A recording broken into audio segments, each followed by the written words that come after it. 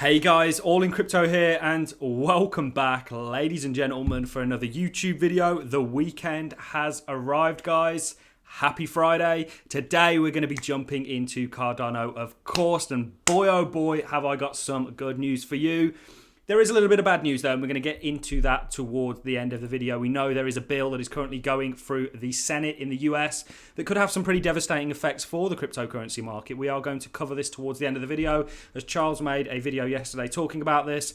This is something to be took very, very seriously because essentially DeFi as we know it would come under a centralized governing body, which would kind of completely contradict the whole concept of DeFi, but we're going to get into it in a second. Cardano today, guys, is at 141. It's up around about 11% on the week and has a market cap of $44.5 billion. And is Cardano breaking out, ladies and gentlemen? You can see this level of resistance has acted as exactly that on a number of times in this recent runoff. You are now through it, and we did say you are going to come up. You're going to start claiming these. You're going to see that support or resistance and support flip. And you're going to climb your way out of this. Things are looking absolutely fantastic, guys. You have cleared this. Now, it could be a little bit... This candle hasn't even closed yet on the daily. Let's switch to the 4-hourly very quickly. Look at that, guys. Look at where that candle kind of erupted. So we're very, very excited about what's happening. Is Cardano breaking out right now? I mean, it's more than possible, guys. Ultimately, we have made sure to tell you throughout this entire pullback, this is exactly that. It's a pullback within a bull market, and Cardano is only going in one direction, guys, due to its absolutely revolutionary and innovative properties that it's bringing to the world. We've covered that in so many videos. I kind of feel like I'm continuously repeating myself, but this is a project we're fired up about, guys. Bitcoin is leading that charge, of course. It is clearly in a confirmed upwards trend now. This, we said that, look, falling wedges are trend reversal patterns, and that is exactly what you've had. You had a downtrend where you were making new lower lows and new lower highs. You are now making new higher highs and higher lows, which is important, guys. So I think Bitcoin is now uptrending. I think really for Bitcoin, you have a few levels of resistance still to go, but ultimately there's not as many as with some of the altcoins like Cardano, which has quite a few levels of resistance coming its way. You know, we spoke about this the other day. This was reiterated by Cointelegraph in an article. It says JP Morgan now offers its clients access to 6 crypto funds, but only if they ask. I'm not sure why they put that in. 5 of the 6 of these crypto funds are through Grayscale. Cardano is Grayscale's 3rd biggest holding. It is a matter of time before Cardano gains that institutional access, essentially, and it is accessible to the institutions. This is all coming. What we're seeing going through the Senate at the moment with the crypto tax rule proposal is interesting, and actually, to be honest with you, if this doesn't get revised, it could have some pretty devastating effects, because this would put perhaps staking pools into target of the regulators, and they would essentially need to provide KYC on everyone delegating and who they're giving out rewards to. They would need to essentially provide KYC on that, which would completely make them utterly cumbersome. It's very clear to me that the people regulating this space have no idea about the underlying assets within this asset class, is how I look at it. I look at crypto as an asset class, guys. I think crypto is the new asset class. I'm very happy to be here with you guys on this journey. We've really spoke about Cardano so much. We've overlaid so many schematics. We've spoke about probabilities of what's going to happen. The time is now to sit back and see if our fruits, or if our labor, the fruits of our labor, essentially. And that's what we think is coming for Cardano. You know, we ultimately think, look at this, guys. Beautiful. We're sharing this moment together on video. You have broken out, and ultimately, you know, even though you couldn't really say that Cardano was in a confirmed, it's still in a downtrend technically, but something like Bitcoin, which we know leads the market, to me looks very much like it's in a confirmed uptrend after a typical trend reversal pattern has taken place. So let's get into what's currently going on in the US Senate. You know, Charles spoke about this very, very passionately, and rightfully so, guys, because they are essentially trying to regulate something they have no idea about, which is, it just must be so unbelievably condescending for somebody like Charles, who's been here since the dawn of Bitcoin, to be going through this. So let's play the clip, guys, and then let's get into it. So we have ourselves a bit of a standoff in Washington, D.C. You have 2 amendments to this Leviathan of an infrastructure bill. You have the Warner-Portman-Sinema amendment and the Toomey-Wyden-Loomis amendment. So yesterday, when Loomis and friends posted an amendment, it seems like we were in a position where this infrastructure bill would do economic harm and other things, but at the very least, it would not necessarily create an untenable situation for the cryptocurrency business, because it carved out an exemption for reporting to software developers, validators, and miners in a way that we could continue as an industry relatively business as normal. Obviously, where we need to pay taxes, we pay taxes. Today, a new amendment just came out of damn nowhere from Portman and Company. And apparently this amendment says, well, we'll do that for mining, but not for anything else. So I have absolutely no idea what compliance looks like in this scenario. We'll have to get some legal memos and clarity, but let's be clear here. If this Leviathan of an infrastructure bill is to pass, we as an industry go from analogies and trying to figure things out to negative clarity, where there may be a burden to do something, but it's not possible to do the thing that's being asked for. If you're running a stake pool and someone delegates to you, nothing in the protocol has any notion of KYC there. So how does a stake pool operator then report to the IRS on some form who that person delegating to them is? It's a pseudonymous transaction. It's just not in the protocol, unless the suggestion is that if you're a miner in a proof of work system contributing hash rate with a ASIC at home to a mining pool, that's fine and okay, no registration. But in a proof of stake system, 100% of the users of the system have to be KYC'd before they can delegate.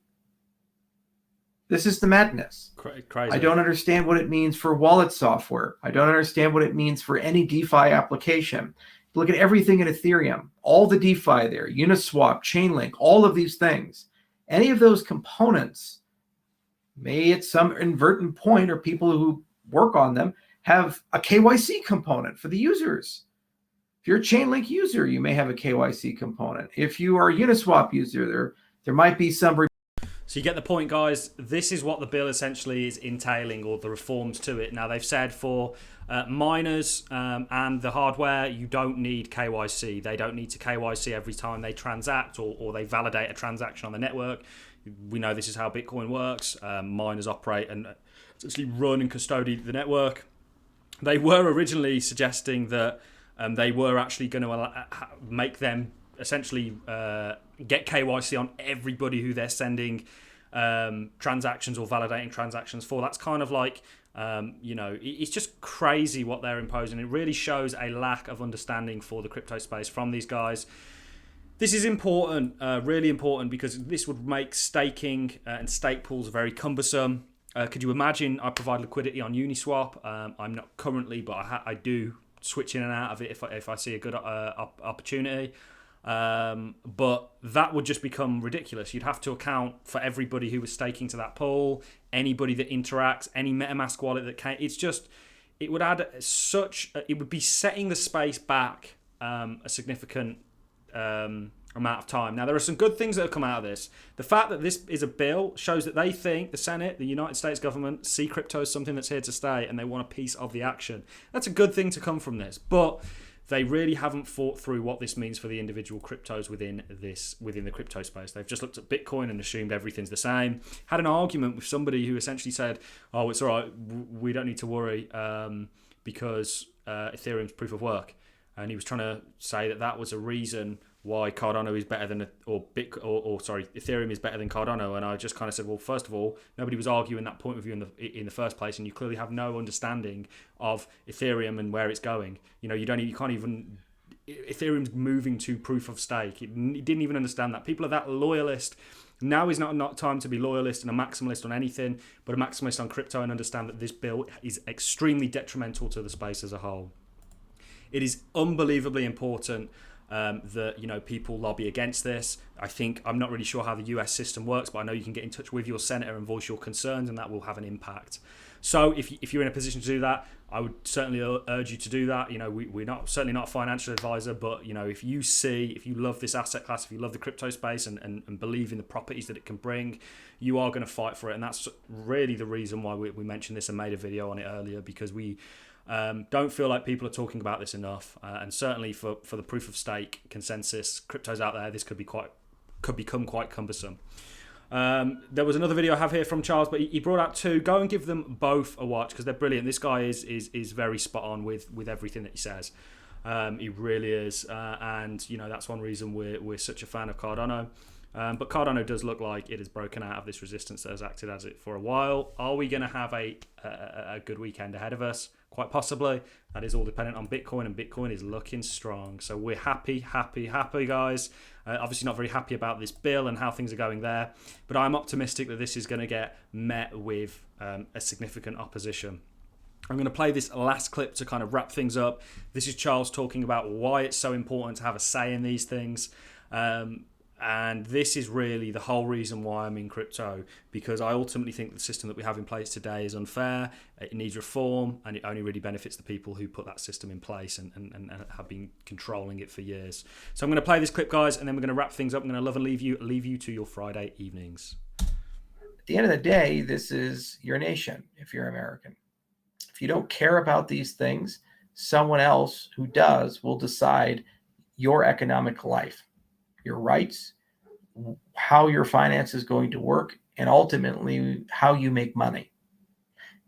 It's inconceivable to me that deep down inside you don't care, because many of you listening have jobs. You go to work 8 hours, 10 hours, 12 hours a day. Some is brutal work. Some of you listening have to drive trucks or stand on roads holding a sign as it's 110 degrees outside. Some of you have to drill oil wells. Some of you perform surgeries. Some of you are well-qualified professionals in the accounting and legal space. If you're willing to trade the best years of your life for money to do these things, either out of passion or the remuneration of it, then shouldn't you ought to care about the nature of markets and if the money in your pocket is sound and it's worth anything? The point of our industry has always been at its core to examine the systems of humanity, whatever they may be. The voting systems, the money systems, the property systems, the way we regulate, the way we communicate, all of these things, and put them on universal rules that are equally applied to everyone, regardless of who they are, where they happen to be born, or how much power they or their family possess. This industry has the potential to radically change the human condition for the better. And regulators have the potential to radically change this industry and enslave this technology for the worse. We'll leave it there, guys. We don't want to get too doom and gloom, but really that's what crypto is all about for me. I came here, like many of you, for the money.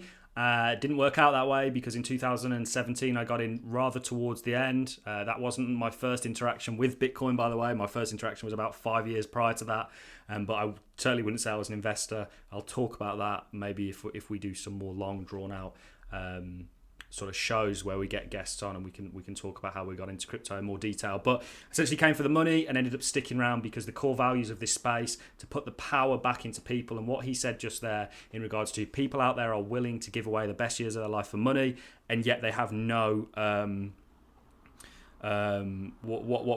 interest in what that money, how it comes to being.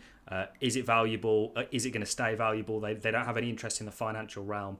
Finance plays a part in everything in life, guys. And unfortunately, and I'm not happy that it is this way, money to me is a route to freedom. I don't care about the paper. I don't care about the government necessarily that backs it. What I care about is that's how you obtain freedom in this world. You know, and money is really used as a tool to keep people where they are. That's all I'm going to say. I don't want to get too deep down that rabbit hole. But that's really all I have for you this video, guys. I'm going to love and leave you on that note. If you're in the US, pay attention to this. I am paying close. I've spent all day looking into this and looking into the ins and outs. That's really all I have for you in this video. As far as crypto looks individually, forgetting the bill, it looks fantastic, guys. I have you broken out. Is a green weekend ahead? We know that altcoins follow Bitcoin and Bitcoin looks strong. That's all I have for you in this video, guys. I'm going to love and leave you on that note. Hopefully, I will see you all in the next YouTube video. If you enjoyed the content, a like is always appreciated, so is a comment. And I'll see you in the next one, guys. Thanks a lot for watching.